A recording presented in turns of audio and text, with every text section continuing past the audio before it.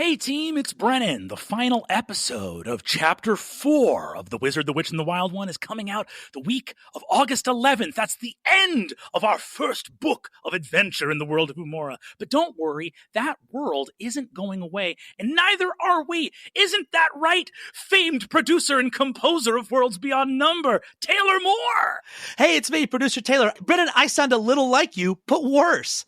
Our regular every other Tuesday release schedule continues this fall with some new things. What are those things you're thinking and screaming at the inside of your car and or hospital waiting room right now? Well, Brennan, all I can say is take a break and be a player in the game for once, huh? I'm so excited. Abria will kick off the new year with a brand new campaign that will take us to the stars. Lots more to come on that, so make sure you're following us on Instagram or even better, Patreon, which is chock full of bonus content, notifications about merch drops, bone cone classes, etc. Everything your heart could desire and more. Truly, worlds beyond number of content. And now, Brennan, I'm still speaking to you. Enjoy the episode. I will.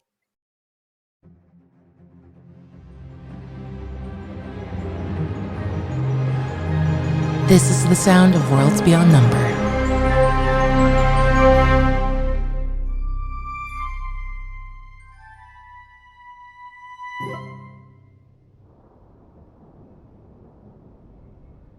The Sword of the Citadel.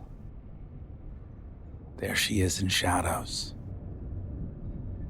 She's leaning against the post, like she was in the Pyrian Dome when she applauded your report. She's still exhausted, but she stands there.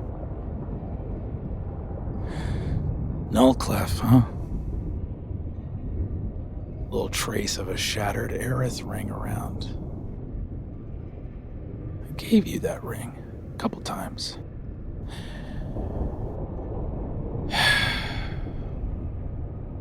World holding truths. Truth, world, the world holds the truth. That's Yorin, right? How did you open this? How did we not find this? Remind me, when I asked, as a little 6-year-old, entirely in your care, what'd you tell me when I asked you how you got those scars? I don't remember. It's hard to keep track. You have no idea.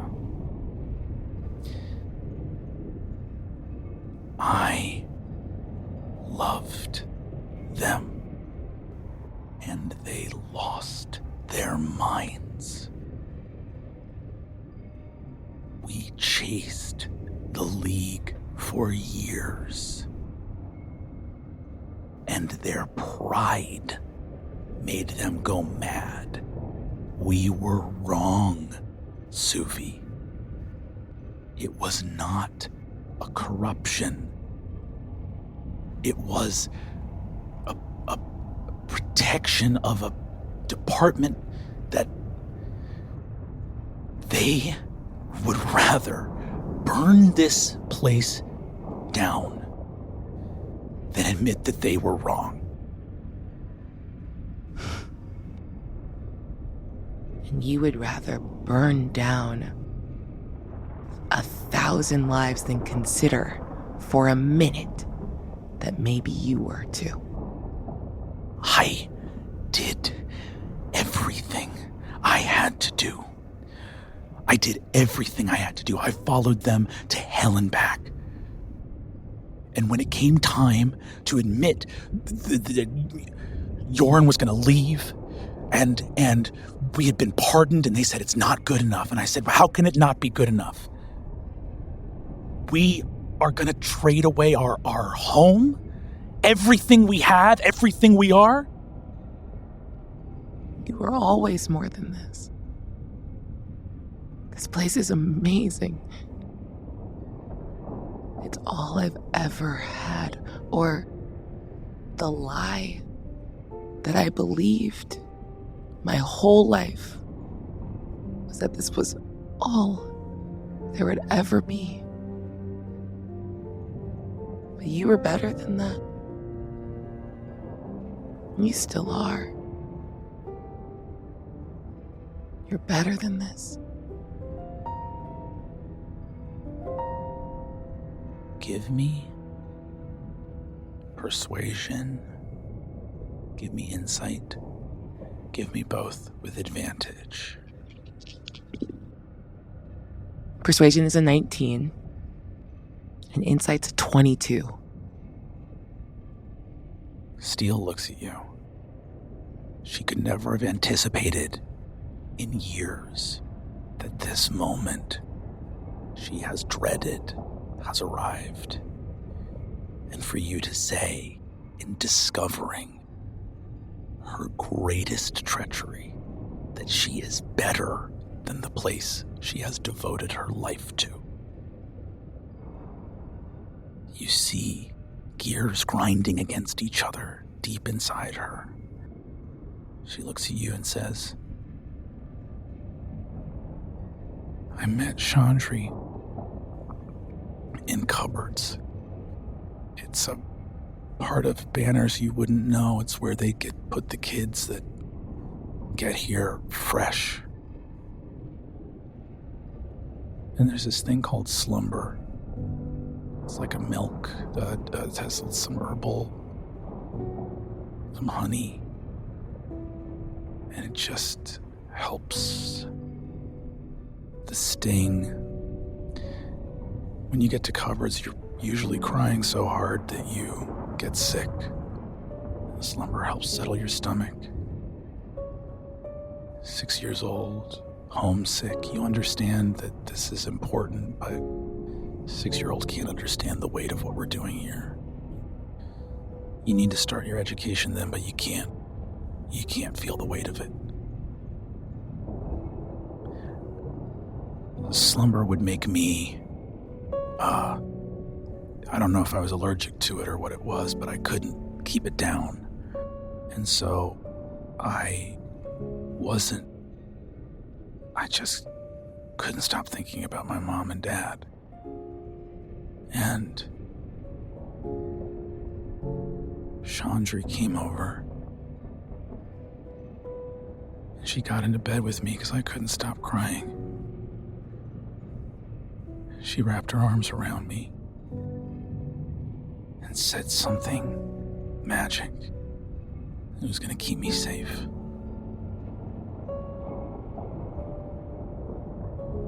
She was the best of us. And then something happened that I couldn't. She and Soft were out on these missions, and they touched something out there in the world that, I don't know, there's just something out there that drives people crazy. It did for you. What happened that summer? What happened when you went back 2 months ago? You weren't like this. Is it them? Is it a spell? Did Ame do something? Did Ursulon? Even if I said yes, what would you do? You cannot burn away all the parts of the world that can affect me, that can affect us. Touching the world changes you. No. We touch the world.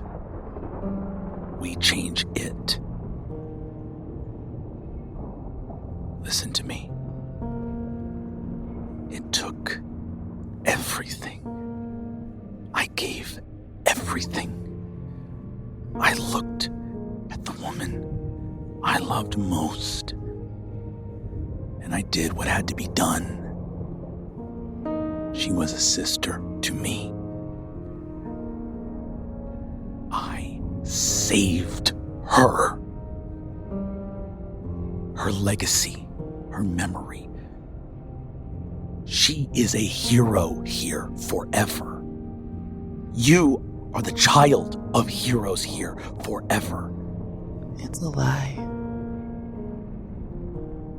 It's a lie. I've shown you everything we're doing here. Doesn't that matter? Doesn't any of this... I love you. I love you so much. But take a step back. What have you done? What have you made me do?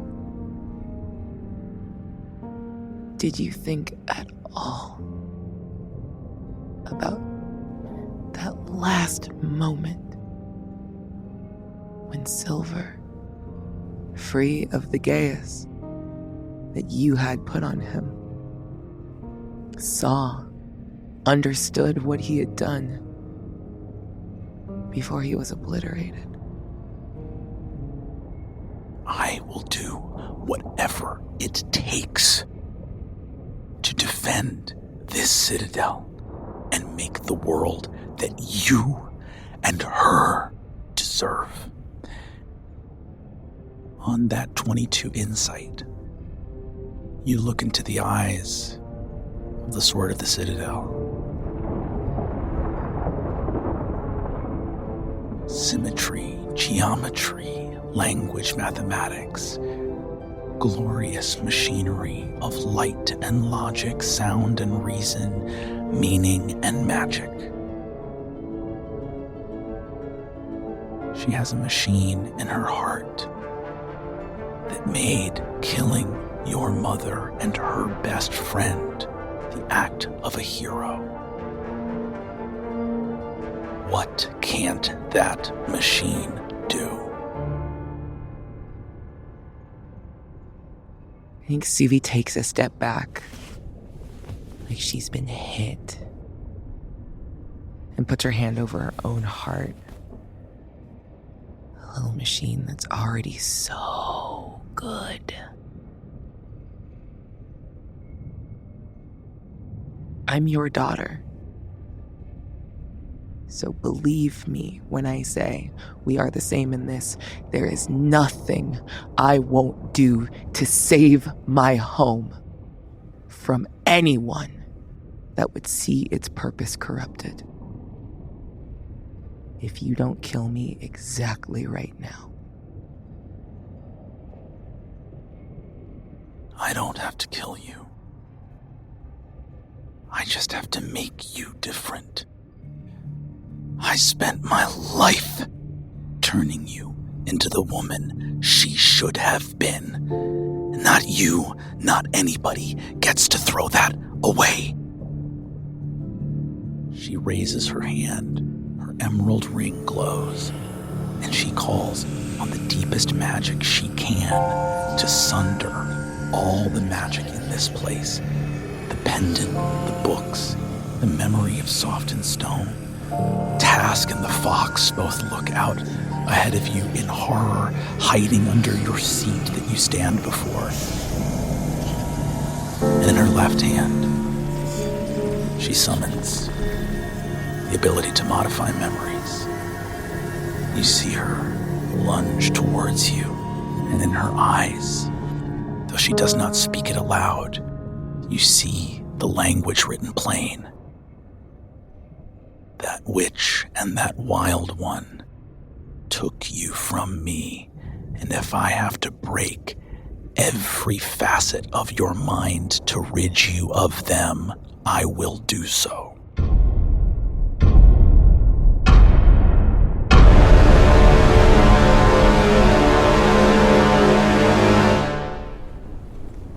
Ursulon and Ame, moving forward on the prone, you head to Caterwall Lane to rendezvous with Suvi. Ame, flying, you hear the fox. Boss, something bad. Suvi's in danger. I blink my eyes for a moment and see what the fox sees. You see steel in her last few words shared, preparing to lunge. Ame, I would love a acrobatics check. Or actually, no, this is going to be a flying vehicles to see how fast you can fly. So it's wisdom plus proficiency. 25 means you are there immediately. 20 means you are there in the immediate aftermath. 15 means you make it there in time. I don't need to be there physically because my familiar is there and he is a part of me.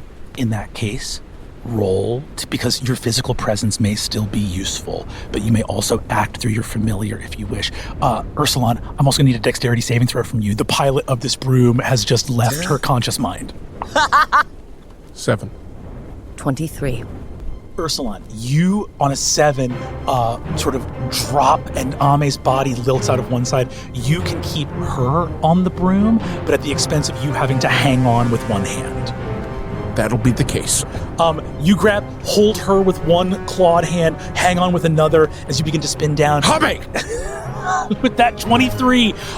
23 is so good, but it means that we are going to resolve this moment only with the fox acting and Suvi in this place. So I'm going to need just everyone here roll initiative, but there will be effectively a surprise round of just those present in the room.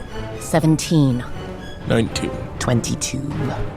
Steel is going to launch with a 9th level spell. You see the lights of Haverwort dim.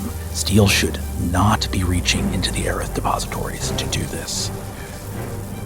She is going to cast a disjunction, a 9th level spell to destroy and disanimate all of the magical objects that she can. This disjunction also would unravel the magic of Task and destroy every memory he has recorded of Soft and Stone, and it would render the fox lifeless, unmagical, unspeaking. What does Suvi do, and what do we behold?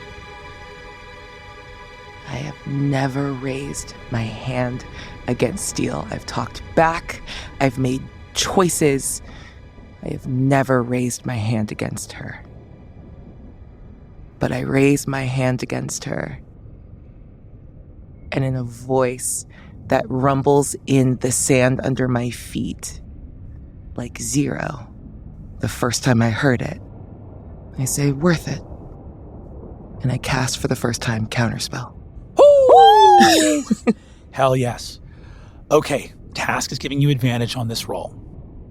You are adding your intelligence modifier. You are trying to beat a 19. Whee! Okay, it's a +5. 17 plus 5. 22. Oh! The sword, Yes. Abria, I'm giving full narrative reins to you. The Sword of the Citadel is casting the most powerful disenchantment spell that she can possibly cast. It is coming right for you to unmake your pendant, which she still cannot see. It's coming to unmake the Yoren's Fang, the Sea Glass rune, just fully humiliate and magically undress you in this moment before her to remove from you the ability to cast magic. I don't know if it will ever work like this again, but the intention behind it in this place that I've already poured so much of my magic in, and I remember something Steel told me a very long time ago when I still believed and trusted her, that the things you put your magic into, that part of the world you put your magic in, it stays a part of you, and this place is a part of me by blood and by magic, and I choose it, and I'm looking at her. She is throwing violence at me because she is afraid to consider a world where things aren't what she decided they were when she made the hardest choice she's ever made. She is what I would be if I didn't remember that before everything else I was curious. And even in this, I have never seen this spell before. And I'm curious about it. The secret of warp and weft that runs through this place, I run it through her magic. I want to see it, the build of it. All of that bloat, all of the unnecessary things tacked on to make it trackable, traceable, homogenized. That's what's draining the Aerith in this spell. But she puts her hand into it like a stream and lets all of that wasted Aerith run over until a bright little trout, the spell itself, she snatches.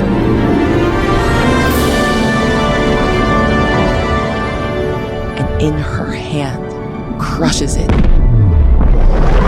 scattering the heart and the point of that spell, and letting the Aerith be wasted to nothing. Vast, powerful, dominating, and overwhelming is the effort of the Empire to control what is limitless, miraculous, unbound, and magical.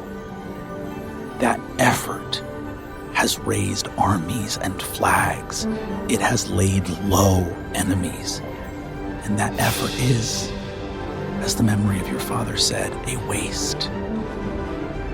Curiosity, love, joy, rushing through. Your magic is so much more agile than this thing which is, in addition to being cruel and destructive, inefficient and reckless and stupid. A misunderstanding of the core principles and swinging like two young wizards in love through the grammar of this awful spell. Your counter magic scatters by seeking to understand and coming to the conclusion that this spell doesn't have a good reason to be here. It is gone. You know in this moment, the corruption of this place runs deep. The sword of the Citadel is bent on an unworthy task. You are a truer heir to what this place should and could mean than she. That legacy of which you are not alone lives on in you.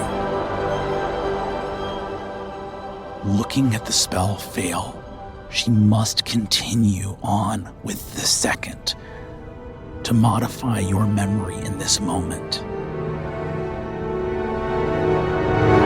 Erica, we'll actually move out to you guys descending. You look and see the roof of 28 Caterwall Lane, see the light building, and Ursulon, your divine sense, as you hang from the broom, your divine sense is open. You see the fiery forest, the place that you discovered when you first went looking for Kalaya. You see that there is a room that is only here in spirit. You see it plain before you. Ame, you and Ursulon are, I would say, 40 feet from the window looking in through that study. Inside the fox's mind, I scream, "No!" Counterspell. The fox leaps forward as an extension of your will and is going to give you the help action on this spell check. Modify memory is a lower level, so it is only a 5th level spell that is coming because she doesn't have access to her higher level spell slots. You need one of these two to be a 10 or higher. Oh, we can do that. I know we can.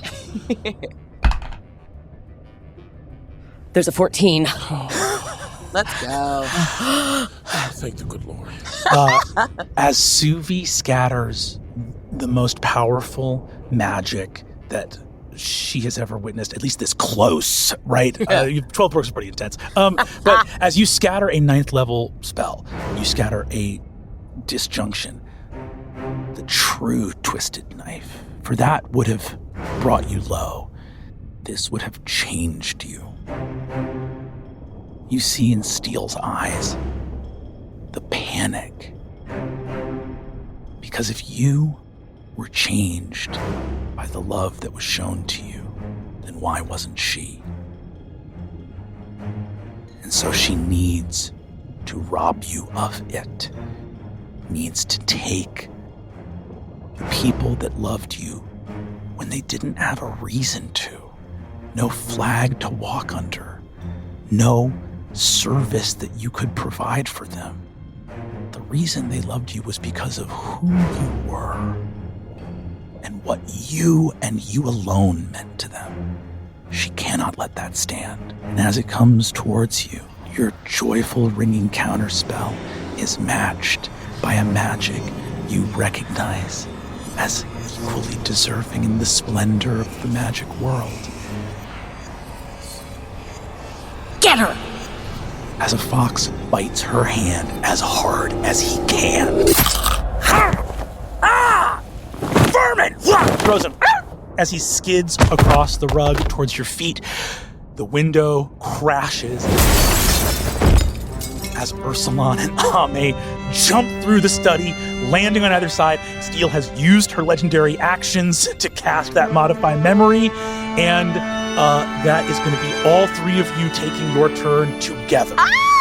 Oh! I think Ursulon is going to make an insight check on Suvi. Give me an insight check. 11. What are you looking for? I think Ursulon looks to Suvi. I mean, I think it's truly a glance. You watch Ursulon's hand reach for Wavebreaker and unsheath it. And I think in a glance to you, with his eyes, he attempts to ask the question, fight or flee? You get back the strongest flee you've ever gotten. Like, this is a look that maybe has been mirrored from the first time you saw her when we got into the garrison, right before she told you about what Steel is capable of. You are seeing her know exactly who the wizard Steel is, and there is no part of her that thinks we go toe-to-toe and walk away from this. Great. Ursulon raises the shield and thinks of his friend Ame. There is a gust of wind, the sound of leaves from a red tree shaking. And I think that the wind stands with Ursulon in protecting Ame. The spirit is here. Your green cloak billows, a tree of blue and red on your shield as you stand before your friends. Steel looking at you, the bleeding hand, the other clutching her ring, and reaches to grab her sword. Bonus action, I'll close with Steel and attempt to make a shove attack. Hell yes. Go ahead. She rolls a 21. Not even close. Ursulon remembers training with Steel, turns back to Suvi. Whenever you're ready. You do something incredibly brave as she brings her sword up, exhausted beyond measure. She has not slept since she ended the House of Roundsa. She gets a sword up. You are so much bigger than her. Hit her, and she is a brick wall. In my tower, I won't be moved. You're going straight to the back of the gallery, kid. And she is as a legendary action, is going to swing out with a sword attack on you. Does a 17 hit? Yes, it does. No. In a single stroke of her blade, she steps in behind your shield, knees you in the gut to get you back far enough that she can extend, and deals 32 points of damage with one stroke of her sword. Blood scatters throughout the library. Steel steps forward, ready to finish the job as she stands here. Says, "I won't have it!" Ame lands, snatches her broom, places it on her back, points a finger at Steel, the sword of the Citadel, and whispers, "Liar." And in that word is imbued the wrong that Steel has done. Every kindness that Grandmother Wren and Ame have ever extended to her is turned against her. Ame says, "Every word from your lips has been a lie. Delay, delay, delay, always deferring what was right. Well, now you can only speak truth. You will only ever be able to say the truth of the Citadel and of yourself. And a wizard is known by their secrets, and you no longer have any. And I use tongue tie. Incredible. Also, this is the first time you have seen the Sword of the Citadel since you learned that she cursed you. So, she will be rolling the saving throw with disadvantage as your retributive curse comes to. You may also pick one of your retributive curse effects that you want on her in this moment as well. I say, may the light of the tower always shine. And she's wreathed in foxfire. She gleams with light and cannot hide that she has been marked by a witch. As she resists the spell, you see the curse that you cast on her to speak the truth. She needs a 5 or higher on the die to save against this. Oh. But she is rolling with disadvantage. That's a 19 on the die. Fuck. And another 19 on the die. You go to tongue-tie Steel to force her to speak the truth. And Ame, you see why the spell does not take effect. Steel no longer lives in a world with truth. All she has is saying those things which may advance the cause of the tower. She believes that she has saved her friend, Stone, by killing her. She believes that she has made Suvi the woman she should have been. And what is the tower? Well, the tower is the Irian, unless it's not. Because sometimes the tower is the 5 Archmagi, unless it's not. Because sometimes it's the Empire, unless it's not. The Citadel is whatever Steel needs it to be in the moment of her doing. And she can't even see that that's what's happening. It all feels so true to her already. At the end of your turn, Ame, she is going to race forward and attempt to attack you.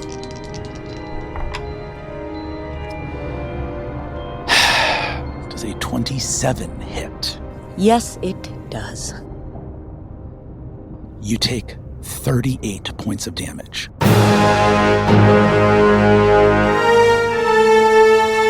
Ame, are you still up? No. She looks at you, Ame, striding forward in this moment, in this library of softened stone, leveling her sword. Yeah. Boom! Thumps into Ursulon. More spirits, more curses. I know a thing or two about curses, Ame. You tried to take my daughter from me. I don't take kindly to that. Put any curse you want on the Citadel, and we will rise above with time. And she sinks her sword into your stomach. We win! Suvi, you watch Ame slide off of Steel's sword. What kind of curse you gonna put on me for killing you? Breathing raggedly, dying on the ground.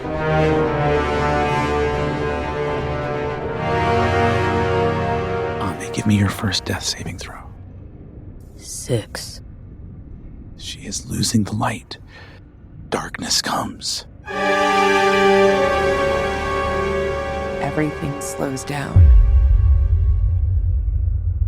And I'm in this place that for a second was mine.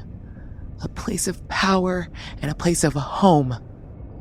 And now it is filled with blood and screams. I will sunder it for my friends. I will break my home to save it. Brennan, I would like to cast Shatter. My intention here, if you will allow it, is to destroy the surroundings, but also shatter the sea glass teleporter in hopes to use the effect to get us out of here. I fucking love it. And I'm thinking back, and I just haven't been able to leave that thought that Bjorn put in my head. He became something monstrous, even to those he is here to save. Steel is one of the things in my home that I would save, but I must become a monster to do it. So I lean into everything in me that is not a wizard of the Citadel, and I will use Secret of the Twilight Crown. I pull the darkness of this place and the fire from outside. I command all of it to flee from me and drop this place into shadow, except for my eyes and the sigil over my head and the foxfire wreathing my mother. As the sound of this shatter is not loud, it is a whisper in her ears and her heart. You're right. With time, I will win. In the moment before Steel regains enough composure to be able to counter any magic you might do, in the last moment you have, you raise up your hands, shatter the windows of this place, crash. The teleportation begins to take effect. The fire from the forest, it's surrounding you, Ursulon, Ame, the fox, Task, whisking you away. She can't get rid of it. And in the last moment, before she can press her mind to seeing where you are going, you hear an explosion. It's the last thing you hear as the roof of the Kasov collection goes up in light. Laughing fairies, singing spirits, a massive dragon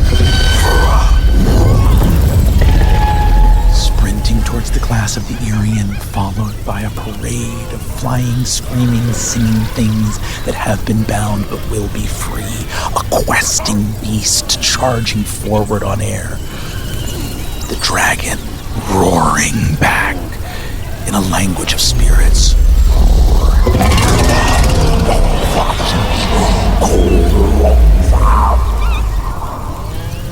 As the glass ripples, opening to a forest of fire as well.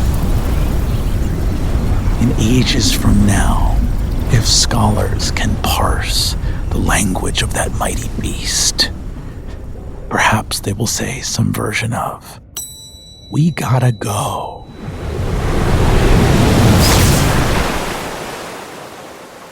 The three of you are suddenly in the rain as you appear in a flash of gray, salty sea wind magic.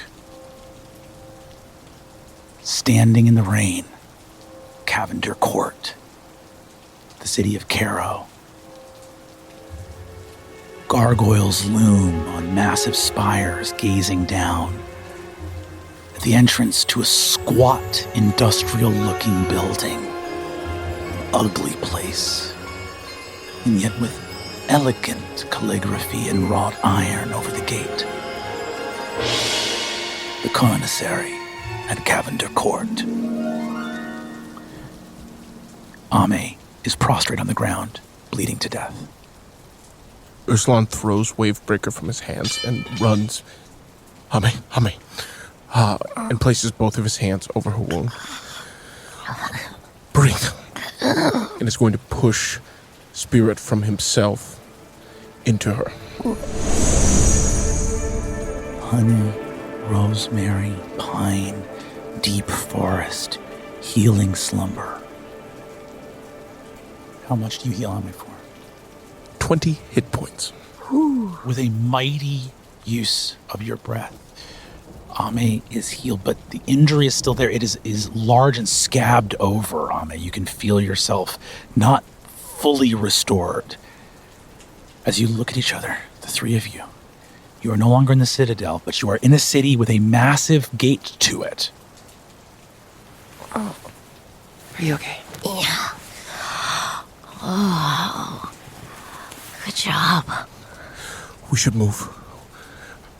Do you believe she could find us here? Something happened. Did you hear there was another explosion? Oh, Enzo? Enzo did it. Did you know what? No, I'll ask later. She will have bigger problems than us. You look at the carnicerie in front of you. Time is of the essence. However long it takes for her to dispatch with whatever's just happened at Zhao Court and the Kasov collection, you need to move quickly. You, by virtue of escape, happen to have come to this place. The thought in your weakened state, how exhausted you are, the thought of facing whatever is in this building is a daunting one, but who knows when you will ever be here again. If you guys think you can manage, this is our best chance of getting Ghost out. Let's go. Thank you. You walk up through the gate, the wizard, the witch, and the wild one. You approach the doors of the carnicerie. Large pair of double doors. It's late at night here. Seems like there might be a skeleton crew inside. It looks to be shuttered for the night for the most part. Maybe there's some custodians, but it is not the busy work of the day here at the guild hall. You approach and see a locked door in front of you. Stealth or fight? I'm not sure that my breath can muster us through the door. I'll do Cure Wounds at a second level for Ursulon and Cure Wounds on myself. What does Ame's healing look like in return to Ursula? I go into one of my pouches and I pop 2 pieces of bark out and I start chewing on them. I can feel some of the scab starts closing over. I go over to Ursulon and I take one of his paws in mine, and he can feel a warmth like that summer sun. The nights we spent together, all of us, at Grandma Wren's cottage. You can feel it travel up from your hands, up your arm, into your body. And it just feels like, you've stepped out of the cottage on a warm summer day. You heal 39 hit points. Oh, wow. What? Because of Heart's Gift. Oh, wow. I'm back at full. Yeah. Reinvigorated by that feeling, Ursulon looks to Suvi. Quick and dirty. I'm going to attack the door. Hell yeah. Ursulon, go ahead and roll your attack roll. 24. That is a hit. Go ahead and roll damage. 23 points of damage with a first level smite. Golly! You watch Ursulon, Wild One and Spirit of Freedom, walk up to the door of this wicked place and bring the wrath of the spirit world to it. These doors fly off the hinges in a single stroke of wave breaker as Ursulon strides into the darkness. Dog, I thought you were gonna just be like, I talked to the spirit of the door and ask you to let me in. No, I'm bleeding too much for that. Let's go. Okay. You guys begin to stride through the guild hall. As you do, it is abandoned, but there is noise elsewhere of some late night work or labors happening here. Far distantly, you hear a door open way down another passageway of some night custodian, a giant locked double door in a city where this is a respected guild. Some night custodian is walking towards the front door. That doesn't matter. You're surging down a hallway towards where you hear effort.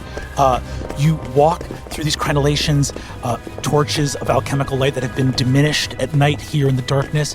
You see a steel vault door with a drain in front of it. It is unlocked. It can be opened normally. You open it. 2 hunched, pale guild mages with cruel faces, their lips pulled back by hooks to expose their teeth, are carving into a massive antlered giraffe. It is filled with tubes extracting blood and bile. It has an open segment of its stomach. And you see both these guild mages are sucking blood from this massive beast. They each turn to regard you. And you see that some of them have like nearby food, and you see that they have some implements, it seems, to keep the creature awake with electric prods. You see that one of them turns and goes, "Hello? Everything all right?" No. I introduced myself to them sword first. I would like to participate in this as Ursulan's familiar and provide the help action. Incredible. Roll initiative, Ursulan. 9. Wait, I provide the help action. Oh, go for it. Roll really good. Worse. Great. That's about as helpful as CV is. Yeah. I'm quite injured. Yeah. You walk. Or no, I'm not quite injured, but I have. You remember. You start walking across at this point, and you see that one of these two guild mages have not anticipated battle at all, have spent their spells, but each turn to look at you as you just walk across the room and go, "Hey, stop!" They're going to take attacks against you with firebolt cantrips. Does a 14 hit? No. Does a 13? Well, 13 does not hit. So, Ursulan, you just stride across the room as they each go, hey! One of them's up on a ladder, and they wreathe their hands and fire these extremely weak little fiery cantrips. Suvi, these are the guild mages that are working the graveyard shift at the Spirit Blood Factory. And they have not seen combat. They have not had anyone other than prostrate on an operating table in front of them. Ursulan, you lift your shield, effortlessly bat a couple of these across, and one of the guild mages on the ground level with a tube in this creature's stomach is across from you, and you close with him. Does a 24 hit? Yes, it absolutely does. Does a 21 end this man's life? 21 damage? Yes. Describe away. Ursulan does not take pleasure in ending this man's life. But there is an intensity with which he grabs the back of this man's neck, holds it in place, and brings Wavebreaker across with a surgical precision that might make you question whether or not he takes glee. Wavebreaker moves across, and this guild mage dies. You are not seeking an ideal outcome, merely one where this spirit is free.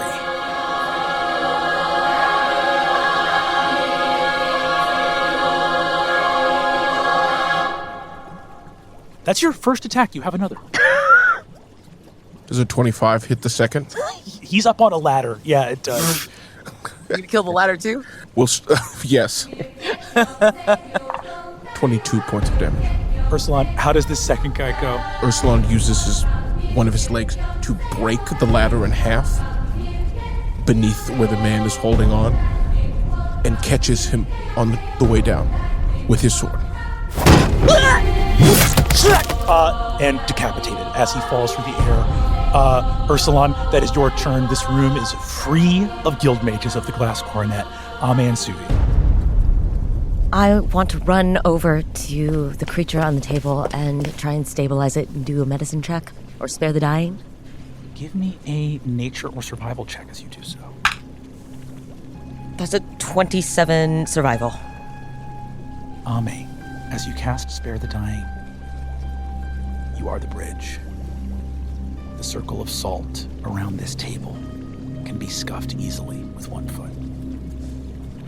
I take one arm and I sweep the salt circle away. I reach out to the creature ahead of me and making soothing noises, I place my hands gently on it. I can feel some of what I have, my spirit, flow into this creature. Beautiful forests. For a moment, this horrible room fades away. The creature breathes easy opens its eyes, and the last thing it sees of the mortal world before it returns to spirit is the Witch of the World's heart, bidding it safe travel. You restore this spirit to the spirit world. I watch Ame and Ursulon work, leaning into their abilities. Suvi does not know where Ghost is, but every 6 seconds, again and again, she is making a beat under her feet as she casts over and over message in every cardinal direction, 120 feet. Ghost, waiting for a ping. Ghost, waiting for a ping. If it hits her, I don't have to see her. I'm blind firing messages trying to see which direction to go in to find Ghost. With that strategy, you get your ping and know exactly where she is here in the guild hall. I point, I move. The three of you fall in. You find another vault, this one in a series of vaults, most of which are unlocked and slightly ajar, but one of which is locked. The keys rest on a guard stand. The guard rests forevermore a few feet behind you. Yeah, I'll get it. I don't think it's trapped. I walk in. I touch keys. You touch keys? Yeah. All right, cool. Swing them. We keep it pushing. You open the vault. Suvi, what is the thing you most fear to see on the other side of this door? That she is awake and in agony and recognizes me immediately. You have sacrificed so much,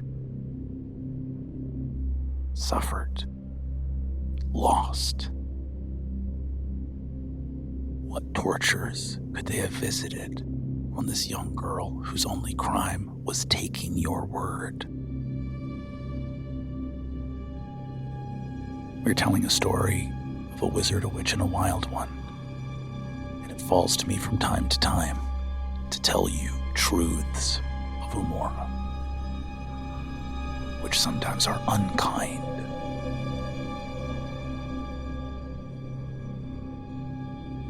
In this instance, they are not. Unconscious,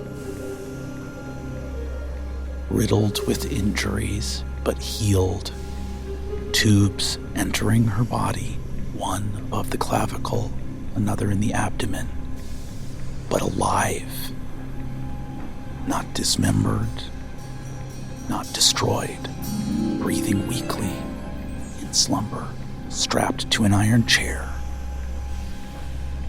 is Ghost. I immediately move in and want to make a medicine check to know how best to remove the tubes with minimal damage. Give me medicine.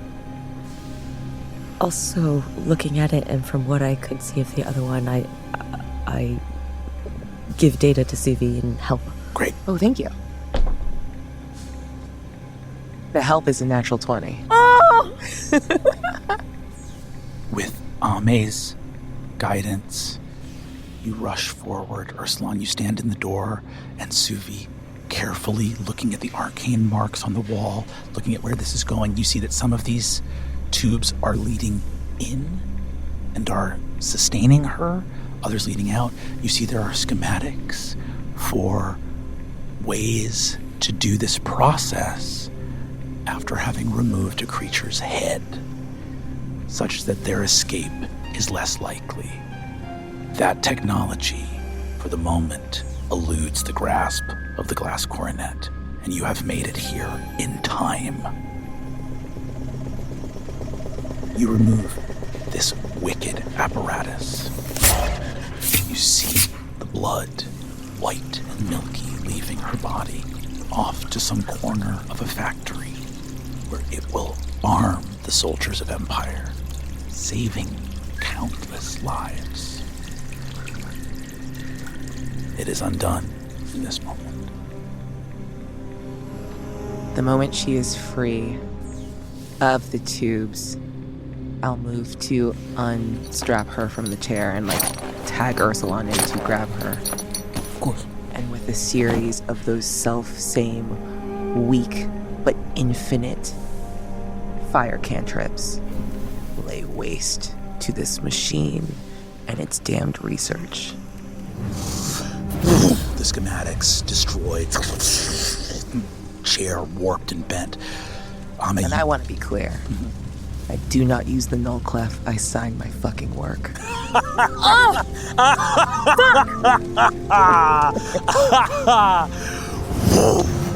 You leave your signature proudly on this one. You watch Suvi's face lit, much like yours was lit by lightning in that basement when Keen made you his target.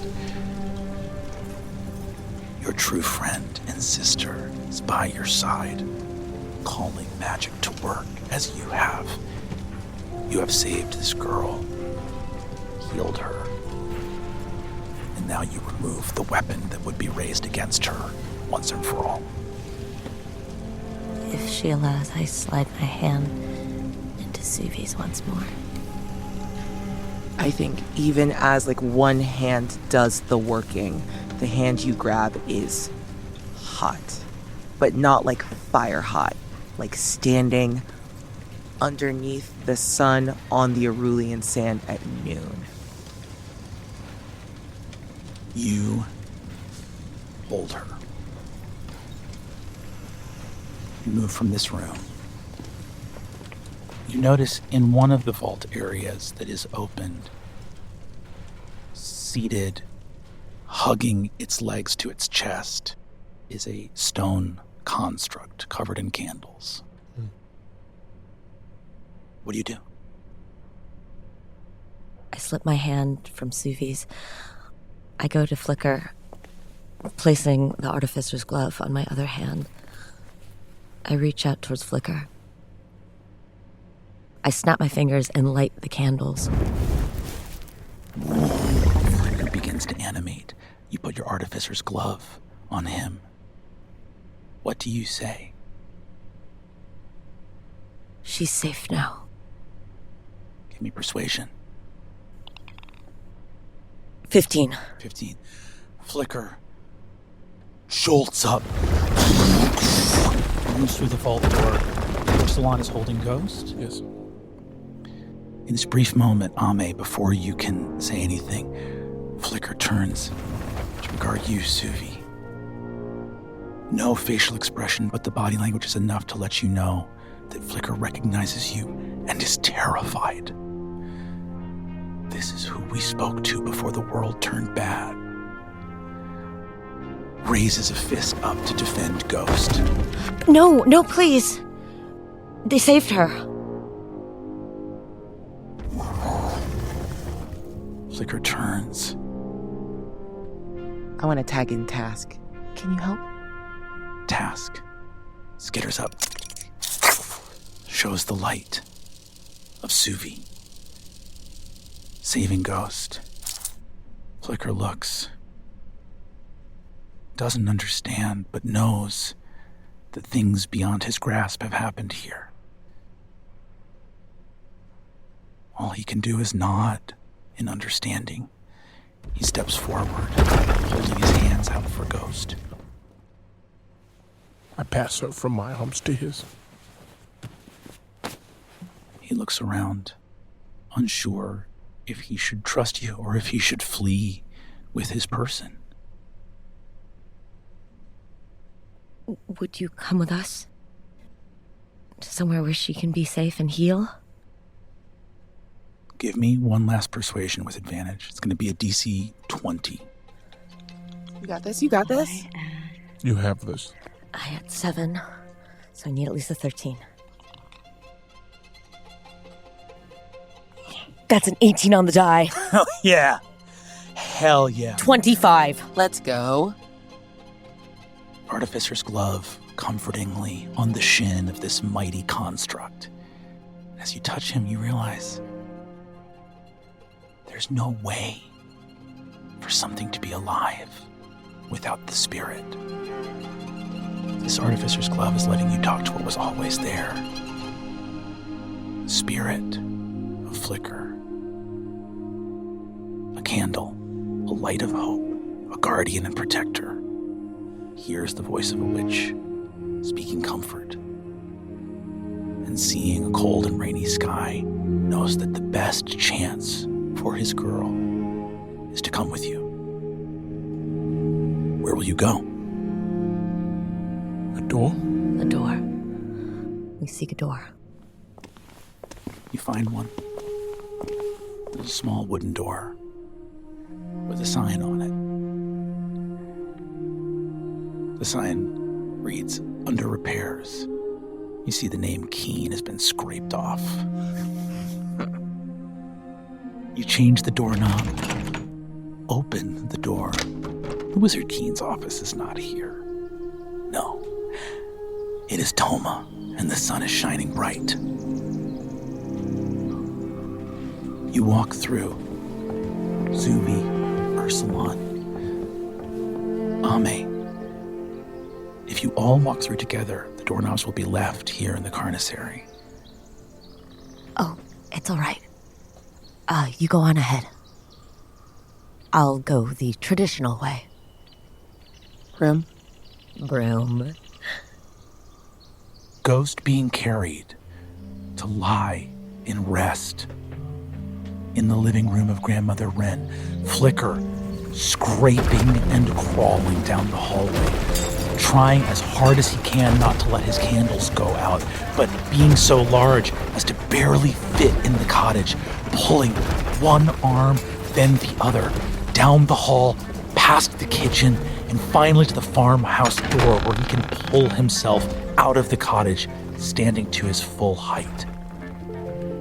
Hana and Gult, sitting at the kitchen island, in stunned silence, politely put down their tiny saucers of breakfast cake.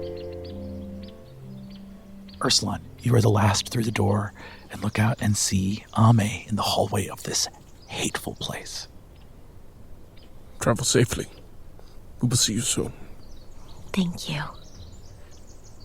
You close the door. Ame, you're a witch standing in a dark hallway, looking at a pair of magic doorknobs. I remove them, not taking too much care, just yank them out. As I leave, I trail some of the oil I have in my bag behind me. I get out to the tacky wrought iron gates. I snap my fingers. Flame springs from my hands, igniting the trail of oil. Fire races behind you. Tint of green. You could almost see the laughing faces of foxes there within the flickering fire. The fox jumps into your bag. You walk out to that warped gate and see the fire start to spread. They will know that Suvi was here. They will see and smell the rosemary and pine, the spirit that came to blast the doors off its hinges. But what do they hear that night when the fire starts to spread? The good people of Caro begin to smell smoke. See the licking flames and cinders of fire. And they hear disappearing into the night sky.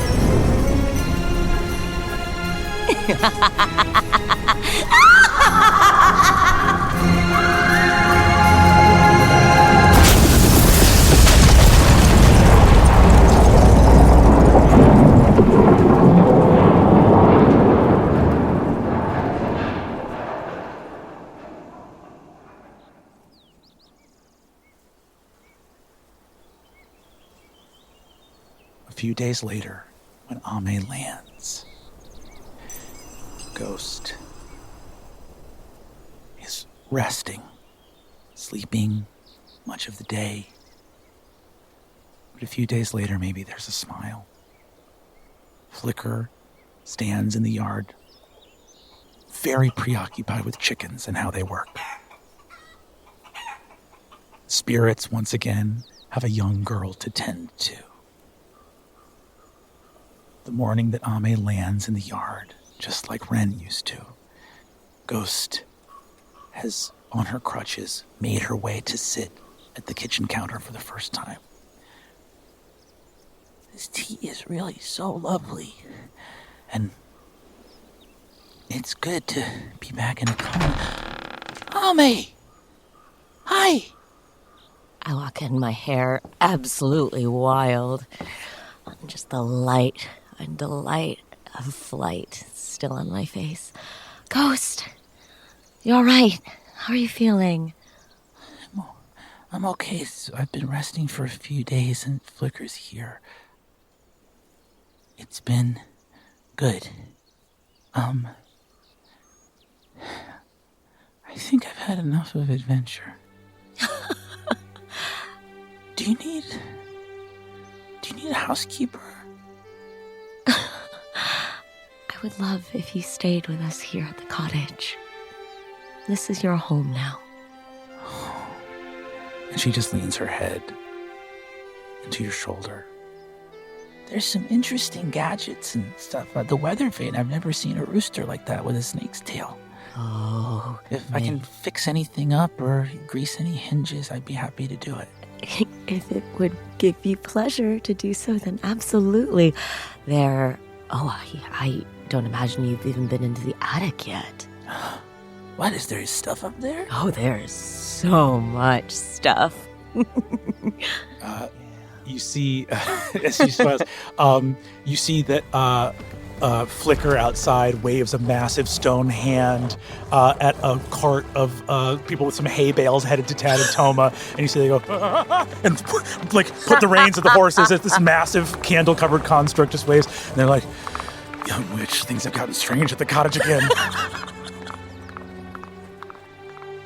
In the day or two that follows, Ghost excitedly takes up learning artificing from Hana and Galt, who know everything there is to know about artificing and can teach all of it to her. She immediately has people looking after her, and they excitedly get to work fixing hinges on cabinets and looking after old wheelbarrows and one or two gadgets that maybe escaped Grandmother Wren's notice, but this trio of artificers, as Hana and Galt welcome Ghost, get straight to work. Looks like in the journeys that now face Suvi, Ame, and Ursulon, the cottage will be well cared for by these people in desperate need of safety and a home.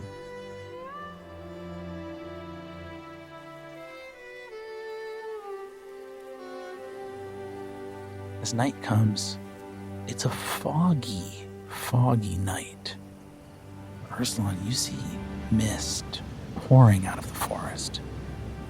You can smell the sea. You all can. It is time. I'm still unsure of who Naram has sent, but they have come to take me to Gauthmai, to see Kalaya. I know you were headed that way when I called you to help me in the Shroud Mountains. Yes. I don't want to interrupt it again. Do you want to go alone? No. She has to meet you both. If you'd like to come. Really? Really. Yeah, I'd like to go. Ame smiles and then rushes back and starts grabbing everything she can and stuffing it into a sack. Oh, you have to bring some sort of a gift, like a burrow warming gift. And okay, I'll probably need this one. And I think Ursulon waits for Ame and Suvi outside. Kind of, I think, anxious and wanting to go. Suvi's very, is happy that Ame's, excited energy makes her bustle and go grab things. But the moment Suvi was allowed to, she's just at your side. If you look anxious at all, she's just going to kind of hook her arm into the crook of your elbow and put her head on your shoulder. The mist beckons, assembling in the yard to bid farewell. The spirits of the house, Elbeth, Dr. Yagi, Henna Mohe, and Dalma, appear, waving cheerfully, with once again people to look after. Hana and Gult, a young ghost. Ghost turns around smiling. Flicker also helps light the yard, his candles burning bright. This gorgeous little home, this magical place. Ghost waves. The mist forms, begins to open like the massive maw of a mighty whale. And you hear a voice from within saying, I have been called to carry forth those friends of the Lord of Waves, he of the gentle sea. Let those approach the forest who would come. Anyone who wants to give me a perception check? God, yes. Woo. That's a natural 20 for you, girl. Woo! We're back, baby. 22. 12. 12. As you stride into the mist, you look over and see a shape, an emissary of Naram. The person who calls the mist, you see, enshrouds you each with a piece of Naram's mist from his cloak, and it wraps you like a cloak, and see that it emboldens and makes stronger the magic of Enzo's rune, hiding you from the detection of the Citadel. And as you step further into the mist on that nat 20 perception, there is a figure you recognize in the last moment before it vanishes. Suvi, you see a mage made of coral. And you see a familiar voice says, Welcome, Archmage Apprentice.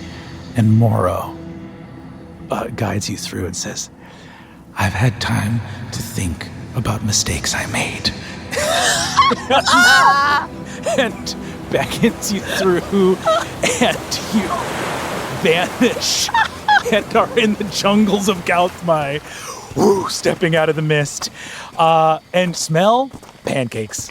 I immediately walk through, clock Morrow, and then just going from the overly emotional and sort of in her own head moment. Suvi just turns and slaps your arm. What? What? You said he was gone. Death was too kind for him. He's coral. I pinned him to the bottom of the ocean, and Naram gave him the ability to breathe. As the mist fades, you see Maro goes, We had weekly conversations down there. I improved as a person, I think. Naram is very gentle. Okay. This way. You move through the jungle, and Suvi and Ame, you behold a tree in a deep canyon, just like the one painted on Ursulan's shield. The doors open, and Ursulan's family pours out. Suvi, they look like you. They look like Softened Stone. Ursulan, why do they look like me? As they rush out, you hear, Uncle Ursulan! Row. Up in his arms. Bella comes running out, and you see people are laughing. Only one or two people are crying. You see Mahara just starts crying for some reason. Even she's like, I don't know, I'm crying. I just didn't know that he'd come back. Sorry, I was way late. This one is to blame. Yeah, sorry. This is the wizard Sky. Sky! Hands go up, and you are embraced and hugged. You see Adi looks at you and says, you're okay. Come inside, have a pancake. Does it make sense to you? It does not make sense to me. Well, time. And that's all she says. And walks inside. Pancakes! And this It's the Witch of Toma, Ame. Pancakes! Rocky says, yeah, we got pancakes. Come inside. The fox goes, now a big tree with pancakes. We should only adventure in places like this. And this is the fox. Hello, I'm the fox. And you see that this, Rocky says, you ain't got a name? And you see the fox looks up and says, I have a name. And then walks into the house. You have a name? You see, He's just saying that because he doesn't want to feel left out. I have a vote, I have a name, and what I now have is a pancake. Hello. You see that Task comes inside and immediately is like, just like projecting light on everything. Yeah. And is immediately picked up by one of the kids and goes, this broken watch can talk, kind of. Yep. And you see that as the kids start running around, the family is all pouring over you, and you see walking out with a tiny cane, looking so old and so sleepy, but suddenly beaming, is Kalaya. You see, she looks out and goes, Ursula and your friends. I give the deepest and most respectful bow. I know. And greet. Hello, sister of my brother. Sister of my brother, daughter of my friends. And she bows deeply. We're having a big party tonight. It's wonderful. You see, she squeezes your arm and says, were it not for your old man, I never would have found my way here with this family. And if it were never for that tower, I never would have found my brother. She smiles. Wait, did you have sex with my dad? Is that why they all look like me? Mm-hmm. Oh, no, it's because of Ursulon. I think he wanted to look like you, and... Wait, but why did... Time! Okay. He got to the future before I got to the past, and that's all I'm gonna say about it. I am on her, just, woo. If there's any soft cookies, I'm getting them. She says, I knew the water and the streams were very clear that tonight was going to be a big night, a celebration. I'm so glad we're having such a big party. We got everything started. We didn't know you were going to be here, but we were told to get a big party ready. You were told? Well, yes. Well, a sort of uncle of yours is here No. as well.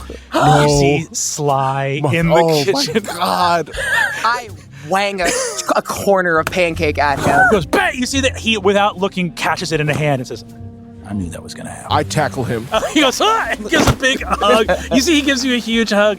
And he goes, told you were on the right track. Big hug. I didn't die! Oh! I love it when the people I tell warnings to don't die. And you see he bursts into tears and starts crying. All right. Light the lights and spread the cake and get some jam on these pancakes. We're going to have ourselves a shindig. Light, celebration, wonder. And I will ask, how long do you spend here in the burrow feeling and knowing joy? I'd say about, I think it's on the third day that I think Ursulon gathers his friends. At the beginning of the third day before your friends are up, Suvi, you've had days of looking over. So Kalaya's burrow is filled with texts, and you see texts from branches of wizardry that predate the Accordati and the Antivoli. You see old things she saved from an older version of the Citadel. You see scripts and scrolls from wizards of old, of Gauthmai and Ruve, and you see elements of the Antivolists, who are not only in the free roads. You see, some texts seem to imply that there are Antivolists working in the Empire itself. All of these spirits gather you and shower you with love, and you see a wide, wide world of wizardry is just beyond this doorstep. Ame, you spend days communing with the spirits of a new land as the Witch of the World's Heart. And and just playing with children and all these young magical these badger children, these little badger sorcerers. And the fox is so fat and happy and hunting weird things out in the jungle. And at the end of that second day before the third, you see Sly comes and finds you, Ursulon, putting his flat cap on his head. Oh, I'll be heading off. Goodbyes are not much my style. I sort of find them hard to believe in unless they're very specific. But your sister needs you tomorrow. Tomorrow? Tomorrow. He puts a hand on your shoulder. I will be there. I'll be out there in the world, my friend. You're never alone. There are many beyond what we can see, working towards the will of good. Our world is lucky for you and your companions. You see that he dons his cap, walks off. Sly. Hmm? To a brighter tomorrow. That's my favorite one. And he vanishes. The next morning, Ursulon. Kalaya's breathing is very shallow. I think Ame, with a medicine check, you can tell that the time for this mortal body has come to its conclusion. Ursulon, you should bid your sister farewell.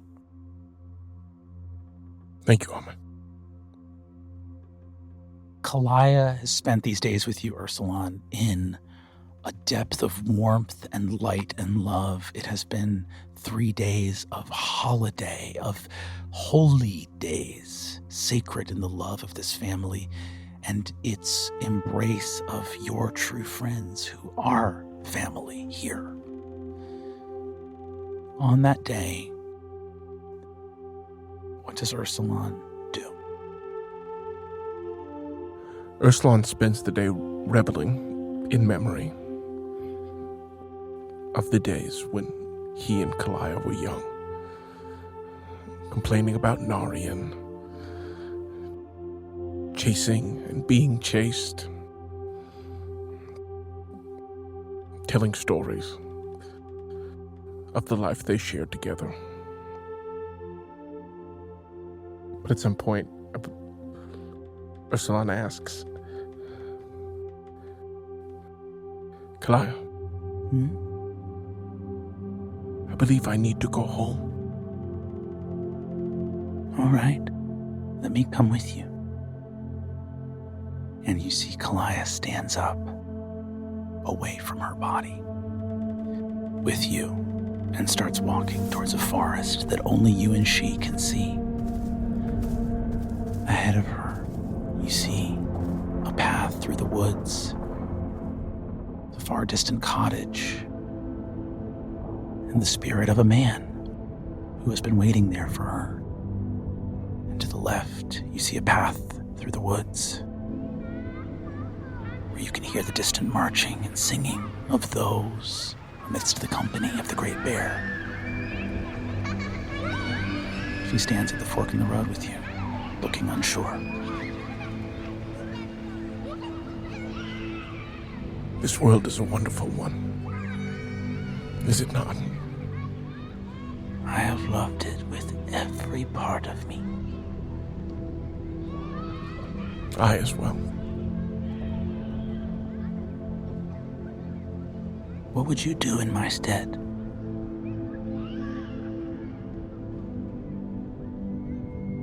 We had a lifetime of play together. It was beautiful. This world has taught me one thing. That there is also a beauty in growing up, in changing, in becoming new. She looks down and sees the marching of the bear and the children singing. It's so joyful. She looks to the right and sees a man who loves her, waiting, hoping beyond anything to see her again. She looks to her brother, who has given her permission to follow her heart. She smiles. I could never run and play like I once did, knowing he was still out there, somewhere waiting. She kisses you on the cheek. I hope I see you one day. You will. But not so soon.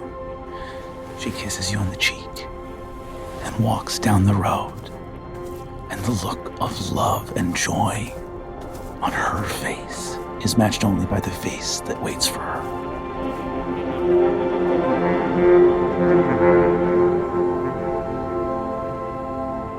In answer to this choice, the path on the left grows suddenly wide. A choice like this is not made lightly. And deep in the woods, a bear greater than mountains turns, and for the first time since you were young, beholds you, sees, and growls low. My son? Father. Oh, you have been way shadowed. Have you found your breath? I have. Not only that, I have named it. Oh, you are not my cub anymore. You are my son, full grown. You have undone the mistakes you have made. You have completed a quest and found honor. Let me rid you of this meddlesome thing.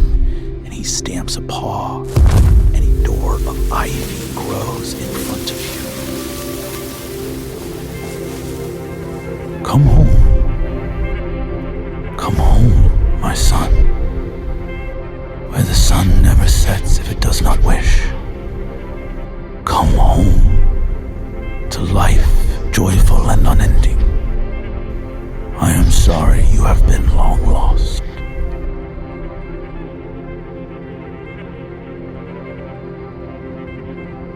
It is a kind offer, Father, but one that is no longer true. The wars of this world have reached the edges of spirit, and will soon engulf our world as well.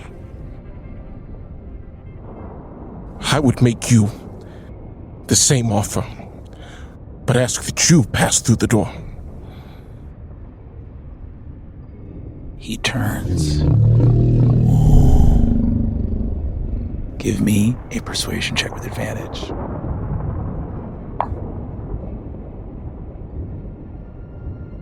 Natural 20.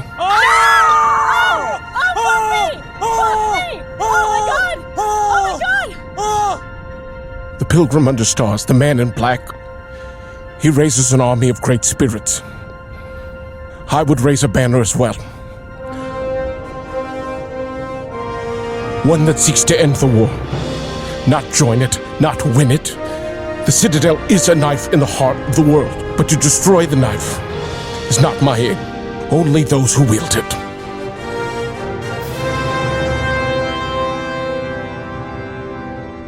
The Great Bear looks at his son. To march under my son's banner.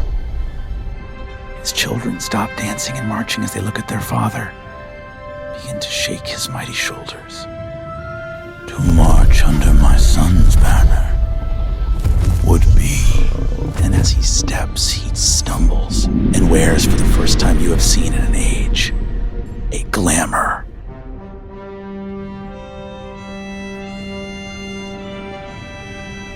Of a 9-foot tall man, wreathed in leaves, tunic of gold, a war club like that of a tree trunk itself across his shoulder. To march under my son's banner would be an honor.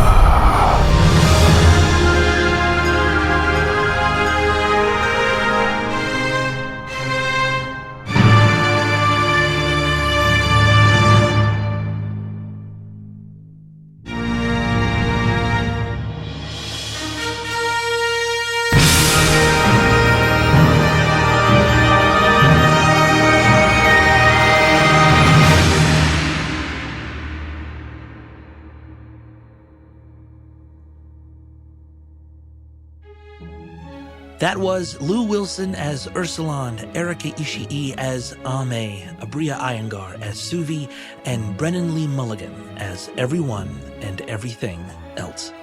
Worlds Beyond Numbered is edited, designed, and scored by Taylor Moore at Fortunate Horse, with additional sound design from Michael Gelfi Studios. For even more like this, join us on our Patreon. We'll see you there.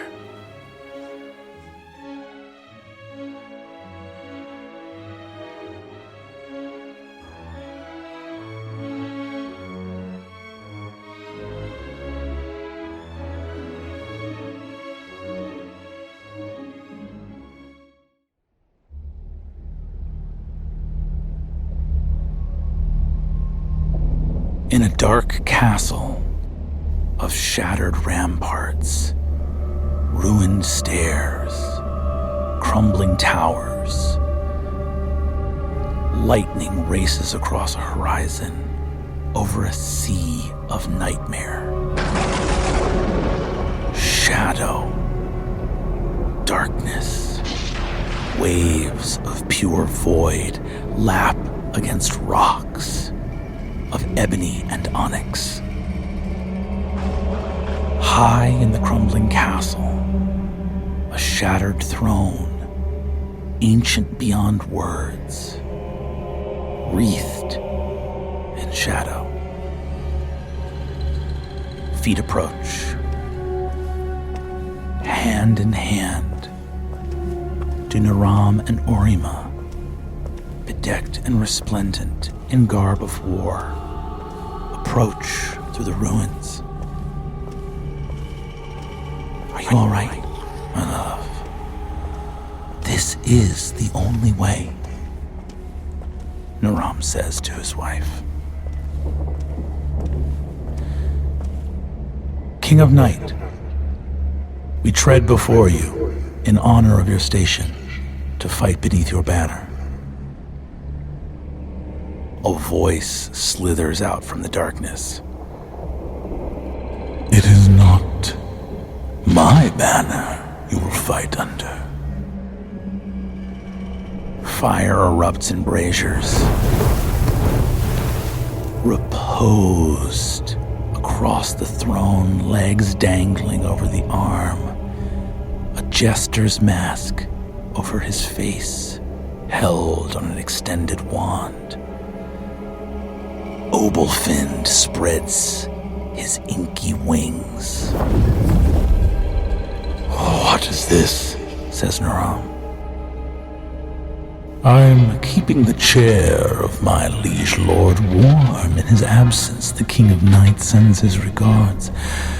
I am Obelfind, most faithful servant to the King of Night, and it is good to see you, Orima of the Reaching Green. Naram the Wave Lord. Does the King of Storms come with you? Naram furrows his brow in distaste at the fiend he now perceives. My father is busy with work set out for him by the Pilgrim under Stars. Oh, I'm sorry to miss him then. Speak, fiend, Orima says. Where is the King of Night? Indisposed, I am afraid. And yet he has sought fit for me to entertain you as we wait for him. Would you like some entertainment? Boys, Flitting from the shadows, Enzo, Cyril, and Vandal alight. We are very pleased to see you. It has been some time since we have beheld the world of spirits. I don't know if we ever beheld it. We were born in bottles. Yeah, this is fucking something else. Or perhaps you would like a jester. Obelfind points a finger, crawling miserably out from the shadows. A warped, beaten, maimed, and injured spider.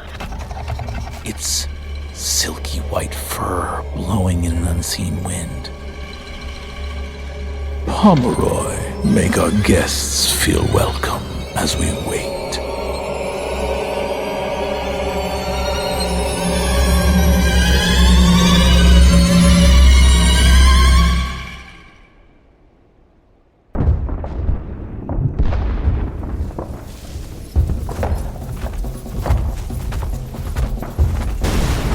Deep in the forests of the Shroud Mountains, arcane fire rains down, driving the last of the forces of Gauthmai from these shores.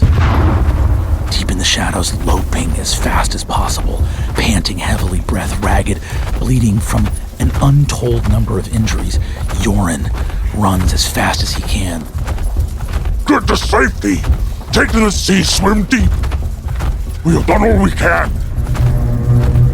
The lights of skyships open, pinning him to the side of the mountain. Raise your claws, shape changer. It's done. Surrender now, or The lights extinguish. Yoren's eyes go wide, no doing of his.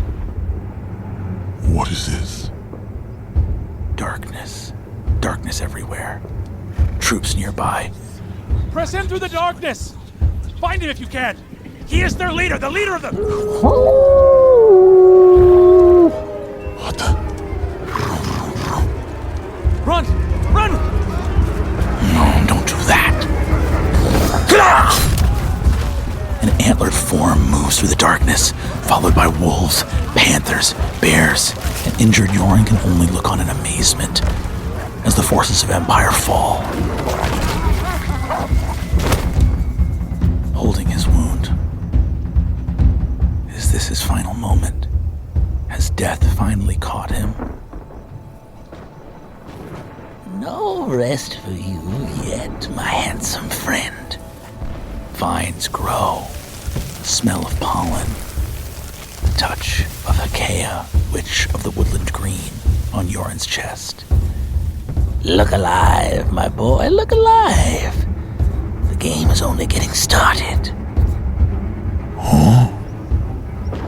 Who are? A porcelain mask from the dark emerges over Hekea's shoulder. You have much to learn. And an antlered visage, mouth filled with blood. There is much we can discuss. Yoren.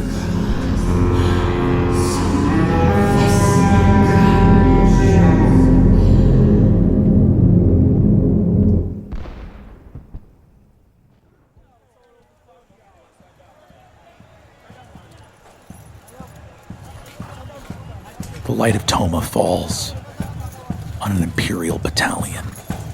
At their front, a war wizard, green cloak waving. Soldiers, today we march On the cottage of a witch, a traitor to the Empire. We have been given our orders. Keep your wits about you. Witches can be cunning and dangerous. We march to deliver justice. May the light of the Citadel ever shine. Forward, march! Heading out upon the road, giving their orders to burn the cottage of the Witch of Toma to the ground. Boots ring out. Villagers weep.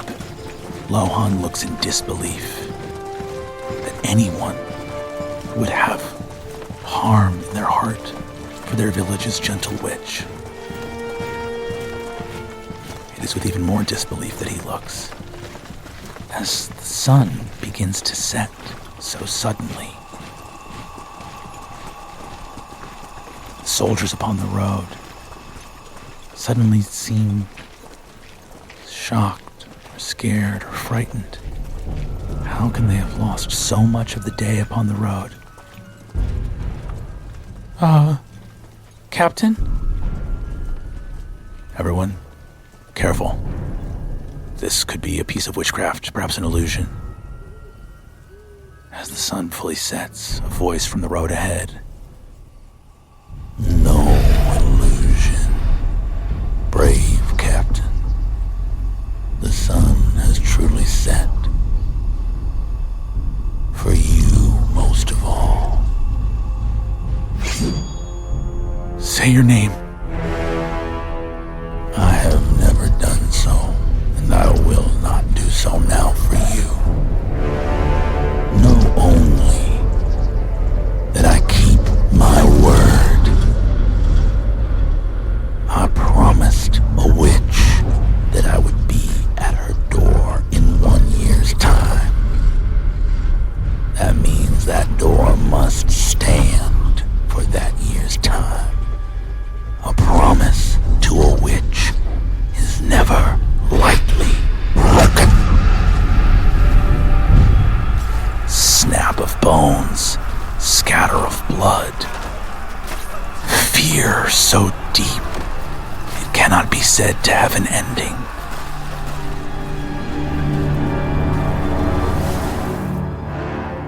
When the sun rises, there is nothing there to find.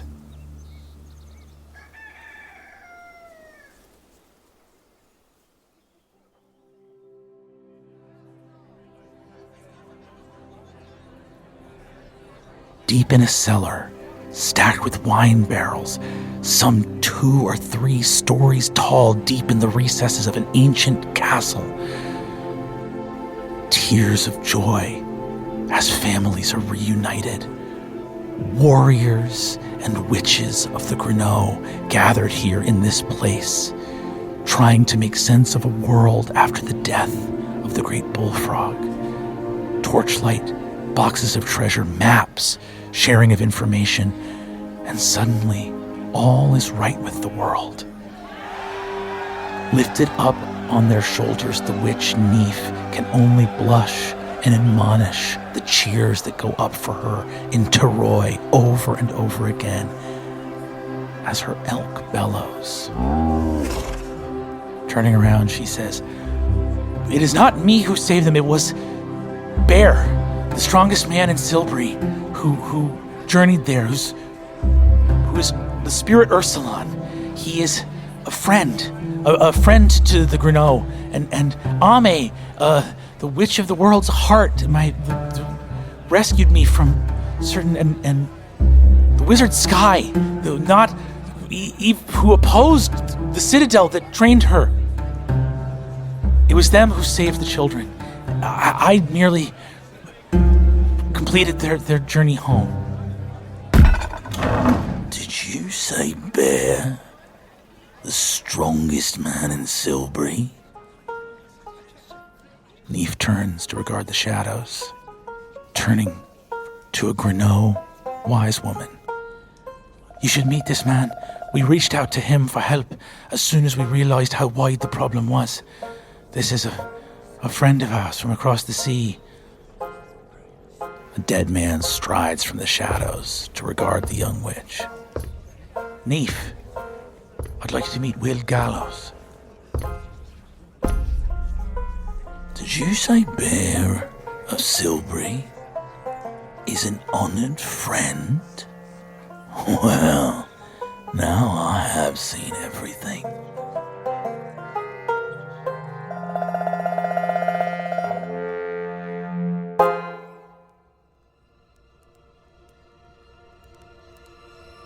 Deep in a palace of ice, an observatory filled with the light of all the stars, a crowned woman beholds a group of 3 friends traveling by ship from Gouthmai.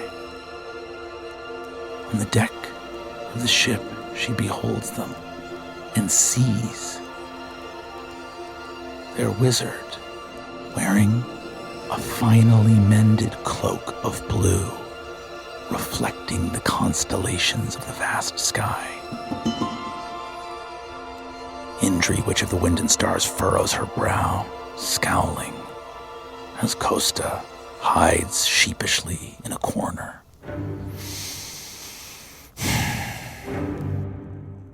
"5 days left. I don't think she's getting me a gift at all. I hate her. I really hate her. Come, Costa. We have business to attend to."